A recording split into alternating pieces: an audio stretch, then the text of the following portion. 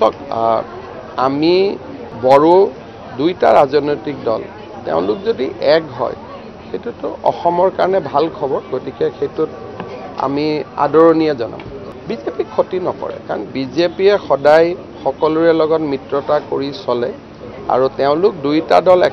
একেলগ হ'লে সেইটো অসমৰ কাৰণে ভাল খবৰ আমি বিটিআৰত সদায় আমি অকলে থাকোঁ এইটো নতুন নিউজ নহয় লোকসভা আৰু বিধানসভাত আমি UPPLক ছাপোৰ্ট কৰোঁ আৰু যেতিয়া BTCৰ ইলেকশ্যন হয় তেতিয়া আমি বন্ধুত্বপূৰ্ণভাৱে আমি ইলেকশ্যন খেলোঁ সেইটোতো আজি নহয় এইটো যোৱা বছৰো তেনেকুৱা হৈছে এইটোতো কোনো নিউজ নহয় আজি নহ'লে কালি ঘোষণা হ'ব